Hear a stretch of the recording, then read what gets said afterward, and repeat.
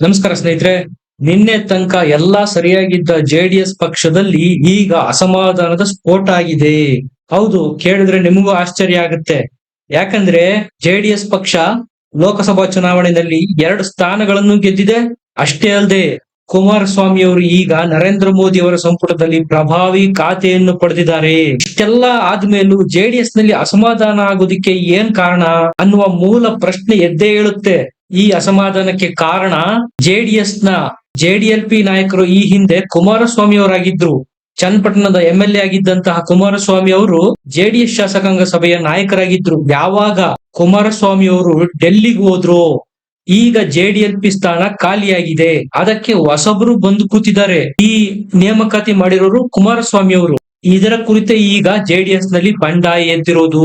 ಅಷ್ಟೇ ಅಲ್ಲದೆ ಜೆಡಿಎಸ್ ನಲ್ಲಿ ಈಗ ರಾಜ್ಯಾಧ್ಯಕ್ಷ ಹುದ್ದೆ ಖಾಲಿ ಇದೆ.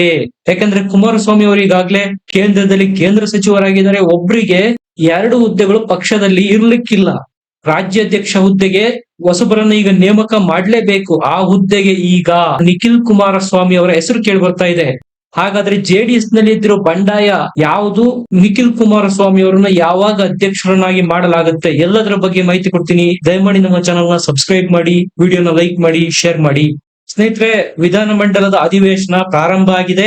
ಜೆಡಿಎಲ್ಪಿ ನಾಯಕರ ಹೊಸ ಆಯ್ಕೆಯಾಗಿದೆ. ಅದು ಬೇರೆ ಯಾರು ಅಲ್ಲ, ಜೆಡಿಎಸ್ ನ ಚಿಕ್ಕನಾಯಕನಹಳ್ಳಿ ಎಂಎಲ್ಎ ಆಗಿರತಕ್ಕಂತ ಸುರೇಶ್ ಬಾಬು ಅವರನ್ನು ಜೆಡಿಎಲ್ಪಿ ನಾಯಕ ಅಂದ್ರೆ ಶಾಸಕಾಂಗ ಪಕ್ಷ ಜೆಡಿಎಸ್ ನ ನಾಯಕರನ್ನಾಗಿ ಕುಮಾರಸ್ವಾಮಿ ಅವರು ಆಯ್ಕೆ ಮಾಡಿದ್ದಾರೆ. ಈ ಹಿಂದೆ ಈ ಹುದ್ದೆಗೆ ಟವಲ್ ಹಾಸಿದ್ದಂತ ಜಿಟಿ ದೇವೇಗೌಡರು ಈಗ ಬಂಡಾಯ ಎದ್ದಿದ್ದಾರೆ.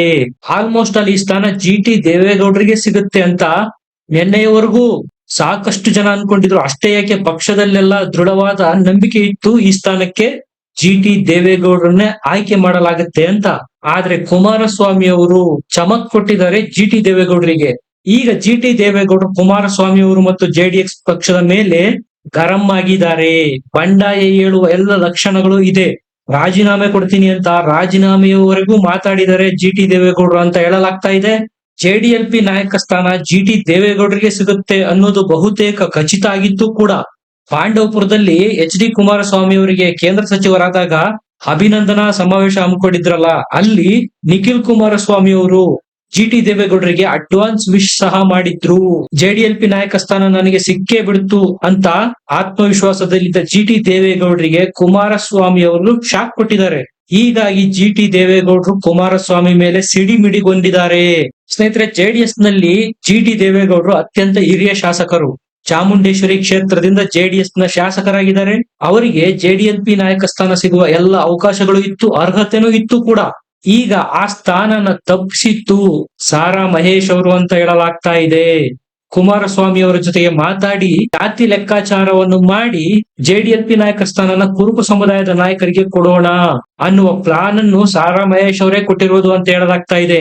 ಹಾಗಾಗಿ ಕುಮಾರಸ್ವಾಮಿ ಅವರು ಜೆಡಿಎಲ್ಪಿ ನಾಯಕ ಪಟ್ಟನ ಸುರೇಶ್ ಬಾಬು ಅವರಿಗೆ ಕಟ್ಟಿದ್ದಾರೆ. ಒತ್ತಡ ಏರುವ ಮೂಲಕ ಕುಮಾರಸ್ವಾಮಿ ಅವರಿಗೆ ಸಾರಾ ಮಹೇಶ್ ಅವರು ಜಿಟಿ ದೇವೇಗೌಡರು ಜೆಡಿಎಲ್ಪಿ ನಾಯಕ ಆಗುವುದಕ್ಕೆ ಅಡ್ಡಗಾಲು ಹಾಕಿದ್ದಾರೆ. ಈಗ ಜಿಟಿ ದೇವೇಗೌಡರು ಸಾರಾ ಮಹೇಶ್ ಮೇಲೆ ಕೆಂಡ ಕಾರ್ತಾ ಇದ್ದಾರೆ, ಗರಂ ಆಗಿದ್ದಾರೆ. ಆಸೆ ಹುಟ್ಟಿಸಿ ನಾನೇನು ಕೇಳಿದ್ನಾ, ನೀವೇ ಕೊಡ್ತೀನಿ ಅಂತೇಳಿ ಆಸೆ ಹುಟ್ಟಿಸಿ ಹುದ್ದೆ ಕೈ ತಪ್ಪುವಂತೆ ಮಾಡಿದ್ದೀರಾ ಅಂತ ಕುಮಾರಸ್ವಾಮಿ ಮತ್ತು ಸಾರಾ ಮಹೇಶ್ ವಿರುದ್ಧ ತಿರುಗಿ ಬಿದ್ದಿದ್ದಾರೆ ದೇವೇಗೌಡರು, ಜಿಟಿ ದೇವೇಗೌಡರು. ಈಗ ಜಿಟಿ ದೇವೇಗೌಡರು ಸದ್ಯ ಜೆಡಿಎಸ್ ನ ಕೋರ್ ಕಮಿಟಿ ಅಧ್ಯಕ್ಷ ಸ್ಥಾನದಲ್ಲಿದ್ದಾರೆ. ಅದಕ್ಕೂ ಸಹ ರಾಜೀನಾಮೆ ಕೊಡ್ತೀನಿ ಅಂತ ರಾಜೀನಾಮೆ ಕೊಡೋ ಮಾತುಗಳನ್ನ ಆಡ್ತಾ ಇದ್ದಾರೆ.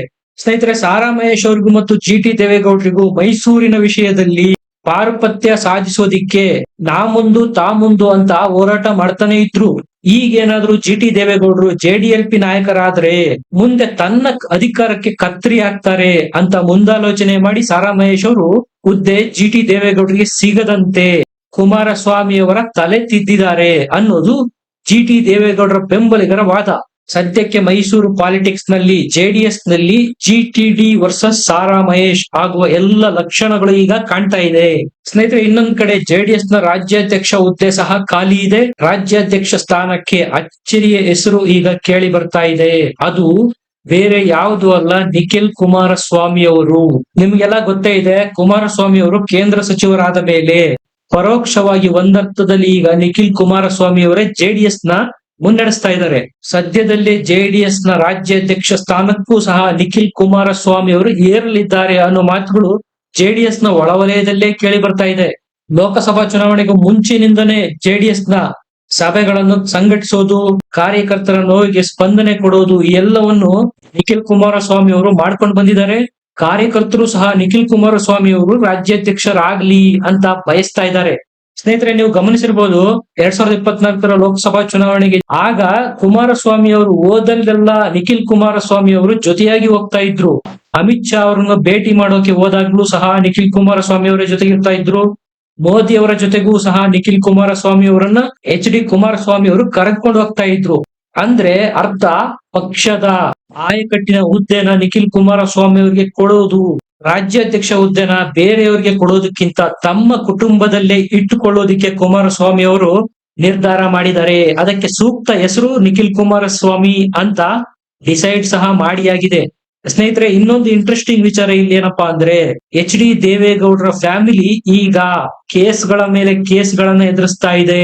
ಸೂರಜ್ ರೇವಣ್ಣರು ಮತ್ತು ಪ್ರಜ್ವಲ್ ರೇವಣ್ಣರು ಈಗ ಅಂಧರಾಗಿದ್ದಾರೆ. ಇದೇ ಸುಸಂದರ್ಭ ಮಗನಿಗೆ ಪಟ್ಟ ಕಟ್ಟಿ ಪಕ್ಷದ ಮೇಲೆ ತಮ್ಮ ಕುಟುಂಬದ ಪಾರುಪತ್ಯ ಸಾಧಿಸೋದಕ್ಕೆ ಇದೇ ಸುಸಂದರ್ಭ ಅಂತ ಕುಮಾರಸ್ವಾಮಿ ಅವ್ರಿಗೂ ಸಹ ಅನಿಸಿದೆ. ತಂದೆಯವರ ಜವಾಬ್ದಾರಿ ವರ್ತನೆ ಜೆಡಿಎಸ್ ಸಂಘಟನೆಗಾಗಿ ರಾಜ್ಯಾದ್ಯಂತ ಪ್ರವಾಸ ಸಹ ಮಾಡ್ತೇನೆ ಅಂತ ನಿಖಿಲ್ ಕುಮಾರಸ್ವಾಮಿ ಅವರೇ ಈ ಹಿಂದೆ ಹೇಳಿದ್ರು. ಜೆಡಿಎಸ್ ನ ಸಂಘಟನೆ ಮಾಡೋ ಜವಾಬ್ದಾರಿ ನನ್ನ ಹೆಗಲಿಗೆ ಬಂದಿದೆ. ಮುಂದಿನ ದಿನಗಳಲ್ಲಿ ರಾಜ್ಯಾದ್ಯಂತ ಪ್ರವಾಸ ಮಾಡ್ತೇನೆ, ಸಂಘಟನೆಗೆ ಹೆಚ್ಚು ಒತ್ತು ನೀಡ್ತೇನೆ ಅಂತ ಖುದ್ದು ನಿಖಿಲ್ ಕುಮಾರಸ್ವಾಮಿ ಅವರೇ ಮನಬಿಚ್ಚಿ ಮಾತಾಡಿದ್ರು.